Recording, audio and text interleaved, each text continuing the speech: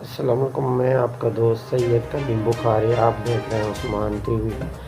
تو جیسے کہ ایران نے پاکستان پہ اٹیک کیا تو پاکستان نے واپسی اٹیک کر دیا، تو ہمارا اسلامی برادر ملک ہے، سمجھ نہیں آ رہی کہ ایسا ایران نے کیوں کیا ہے، لیکن دیکھتے ہیں کہ جنید اکرم صاحب اس کے بارے میں کیا کہہ رہے ہیں۔ چلیے ویڈیو دیکھتے ہیں۔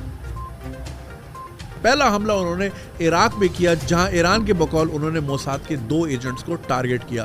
دوسرا حملہ انہوں نے کیا سیریا میں ان پراکسیز کے خلاف جو بشار الاسد کے خلاف لڑ رہی ہیں، اور جیسا کہ ایران سیریا کو سپورٹ کر رہا ہے تو ایران کا کہنا تھا انہوں نے پراکسیز پہ حملہ کیا۔ اور تیسرا حملہ انہوں نے کیا پاکستان میں بلوچستان کے ضلع پنجگور کا ایک علاقہ ہے جس کو بروم کہا جاتا ہے، اور کوہ سبز کے نام سے یہ جگہ مشہور ہے، جہاں پہ راکٹ داغے گئے، جہاں پہ 2 بچیاں شہید ہوئیں اور ایک خاتون زخمی ہوئی۔ یہ وجہ کیا بنی، اس کو ہم تھوڑا بیک ٹریک کریں گے۔ 15 دسمبر، جس واقعے کو اتنا میڈیا پہ ہائی لائٹ نہیں کیا جا رہا، 15 دسمبر کو ایران کی سائڈ جو سستان بلوچستان کا پروونس ہے، یہ ایک پورا جو ایریا ہے اس کو سمجھنا پڑے گا، یہ ایک سمگلنگ روٹ ہے۔ اب یہاں پہ آئے دن جھڑپیں ہوتی ہیں سمگلرز کی، پولیس کے ساتھ، فرنٹیئر کور کے ساتھ، رینجرز کے ساتھ، ایرانی فوج کے ساتھ، ان کے آپس میں کشیدگی چلتی رہتی ہے۔ 15 دسمبر کو حملہ ہوتا ہے سستان بلوچستان میں، جہاں پہ ایران کے 11 پولیس اہلکار اپنی جان سے ہاتھ دھو بیٹھتے ہیں۔ اب ایران چاہتا تھا اس کی ریٹیلیشن۔ خطے میں اگر دیکھیں تو پہلے ہی کئی جگہ پہ جنگ کا مارکا لگا ہوا ہے۔ غزہ اور اسرائیل کا معاملہ 5 اکتوبر سے ویسے ہی جاری ہے۔ ہوتیز نے جو ہے کارگو شپس پہ جب حملہ کیا تو یو ایس اور یو کے بھی انٹر ہو گیا سعودی بارڈر کے قریب، اور وہ یمن کے اندر ہوتیز پہ اسٹرائک کر رہے ہیں۔ یہاں پہ ایران نے تھوڑا سا فیل کیا لیفٹ آؤٹ، اور وہ اپنی چودراہٹ دکھانے کے لیے کہ میں بھی کچھ ہوں اور مجھ تک کوئی نہ آئے، تو ذرا میں عراق پہ حملہ کر دوں، سیریا پہ کر دوں، اور یہ پاکستان یہ تو ویسے بھوکے ننگے ہیں، ان کے پاس کچھ نہیں ہے، تو 2-4 راکٹ یہاں بھی داغ دیتے ہیں، کیا ہی کر لیں گے۔ لیکن انہوں نے شاید پاکستان کو ہلکا لیا، اور پاکستان جو ہے ریٹیلیٹ کرنے میں دیر نہیں لگاتا۔ تھوڑا سوچا گیا اس بارے میں، اس کی ڈیٹیلز بھی آپ کے ساتھ شیئر کرتے ہیں۔ IRGC جو پاسداران انقلاب کہلاتی ہے، جو کہ آپ سمجھ لیں کہ ایران کی اسٹیبلشمنٹ ہے، اس نے مس کیلکولیشن کی اور سوچا کہ اگر پاکستان پہ بھی ہم حملہ کر دیں تو ہمیں کوئی وہاں سے ریٹیلیشن نہیں آئے گی، اور خطے میں ذرا ہمارا ایک نام ہو جائے گا۔ 17 جنوری کو جس دن ایران پاکستان پہ حملہ کرتا ہے، اتفاق سے بھارتی فارن منسٹر جے شنکر تہران میں موجود ہوتے ہیں، اور ان کا بیان آتا ہے کہ India understands actions taken in self defence. اگر وہ کھل کے اس کی سپورٹ نہیں کرتے، لیکن کسی طرح انہوں نے تھپکی دی ایران کو کہ ٹھیک کیا جو کیا۔ اچھا، ایران نے جس آؤٹ فٹ کو ٹارگٹ کرنا چاہا، جیش العدل، اس کی کوئی ثبوت فراہم نہیں کیے کہ ہم نے کتنے دہشت گردوں کو مارا ہے یا کیا کیا ہے۔ حالانکہ جیش عدل جو ہے افغانستان سے زیادہ قریب ہے، افغانستان میں ان کے ہائیڈ آؤٹس کافی موجود ہے، لیکن ایران نے اس طرف حملہ نہیں کیا اور پاکستان میں بغیر کسی ثبوت کے ایک بیان جاری کر دیا۔ اب اس کے جواب میں پاکستان نے ایک ریسپانسبل ریاست ہونے کا ثبوت دیا۔ پریشر بہت تھا، ٹویٹر بھرا پڑا تھا کہ مارو راکٹ، یہاں سے حملہ کر دو، ایئر فورس بھیج دو، لیکن ایک ذمہ دار ریاست کبھی بھی جلد بازی کا فیصلہ نہیں کرتی۔ پاکستانی اسٹیٹ نے پہلے سافٹ پاور ٹول استعمال کرتے ہوئے بارٹر ٹریڈ کو بند کیا، اور ایران کا سفیر جو کہ پہلے ہی ملک سے باہر تھے ان کو نہیں آنے دیا، اور اپنا سفارتی عملہ پاکستان واپس بلا لیا۔ اور اس دوران جو ملٹری انٹیلیجنس ہے، جو ملٹری ادارے ہیں، وہ باقاعدہ اس چیز میں انوالو تھے، میٹنگز کر رہے تھے، میٹنگ کنڈکٹ ہو رہی تھی، انٹیلیجنس گیدر کی جا رہی تھی کہ اس کا جواب دینا ہے، کیونکہ پاکستان دنیا کی 7ویں بڑی فوج اور دنیا کی 5ویں ایٹمی قوت ہے، اور کسی بھی ایٹمی طاقت کو کوئی بھی جب چاہے ایسے راکٹ مار کے جائے تو جگ ہسائی ہوتی ہے، دنیا میں آپ کا مذاق بنتا ہے۔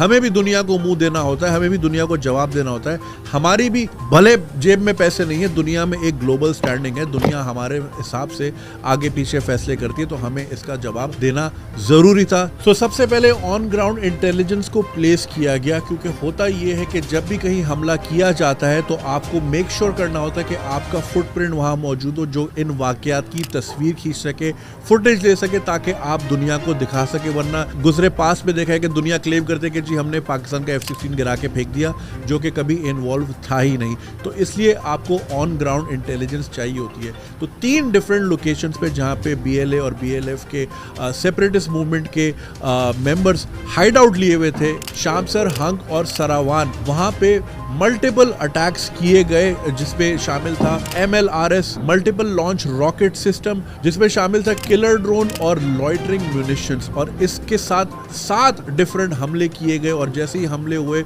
उन हाइड आउट्स की और जिन लोगों पे अटैक किया उनकी बाकायदा तस्वीरें ली गई और वो जारी की गई, जो कि इंटरनेट पे रेडिली अवेलेबल है, जो कि पाकिस्तान का सबूत है कि उन्होंने हमले करके जो है टारगेट अचीव किया। अनलाइक ईरान जिसने रैंडम रॉकेट छोड़े, बच्चियों को शहीद किया और किसी किस्म का कोई सबूत फराहम नहीं किया। अब इसमें एक बात जानने की जरूरत है कि ये सुन्नी शिया जंग नहीं है, ये 2 स्टेट्स, 2 मुल्कों की जंग है। मुल्क का ना कोई रिलीजन होता है, ना उसका कोई मसलक होता है। पाकिस्तान और भारत की भी जब जंग हुई है तो वो मुसलमान हिंदू की जंग नहीं थी, क्योंकि पाकिस्तान से ज्यादा मुसलमान तो इंडिया में आबाद है। ये स्टेट की जंग होती है। तो प्लीज इसको किसी भी किस्म का मसलकी रंग ना दें। और पाकिस्तान में मौजूद जो शिया बरादरी है वो पाकिस्तान से उतनी ही मोहब्बत करती है जितना कोई और पाकिस्तानी करते हैं। तो प्लीज इसको मसलकी इशू ना बनाए। अब हुआ ये कि ईरान ने हमला किया, आगे से पाकिस्तान ने हमला किया, स्कोर हो गया 1-1, दोनों आ गए बराबरी की टेबल पे। अब होगी बातचीत कि भाई करना क्या है, क्योंकि ऐसा नहीं हो सकता कि एक तरफ से हमला हो और आप चुप करके बैठ जाओ और आप ट्विटर पे लोगों से गालियां खाते रहें और फिर आपका सर नीचा रहता है। तो आप भले जितने भी कमजोर मुल्क क्यों ना हो, आपको आई टू आई बात करनी होती है, नजरों में नजरें डाल के बात करनी होती है। दुनिया में अगर अपना मकाम मेंटेन रखना है तो आपको स्कोर लेवल करना होता है। अब इससे खित्ते में ये हुआ कि चाइना भी एक्शन में आ गया, Saudi Arabia, Turkey,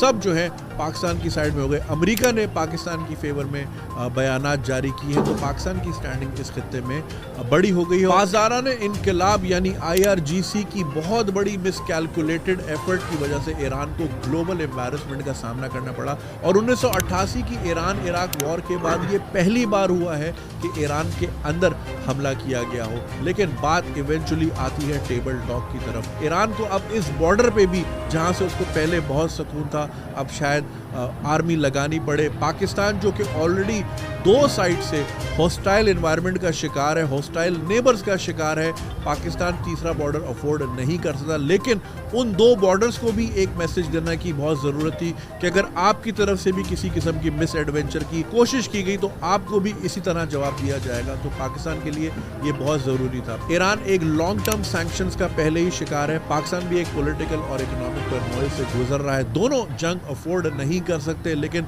just because afford नहीं कर सकते इसका मतलब ये नहीं कि आप जवाब देने से कासिर है। अगर एक थप्पड़ सामने से आएगा तो एक थप्पड़ इधर से भी आएगा। यही मैसेज है आज की वीडियो का। आई होप आपको इस वीडियो के जरिए काफी चीजों की क्लैरिटी मिली होगी। आपका क्या पॉइंट ऑफ व्यू है कि इस खित्ते की जियोपॉलिटिक्स किस तरफ जा रही है, इंडिया इस हमले को किस तरह देख रहा है, ग्लोबली इसके क्या असरात हो सकते हैं? अपना point of view comment section में देना नहीं भूलिएगा। आपसे मुलाकात होती है अगली वीडियो में, तब तक के लिए खुदा।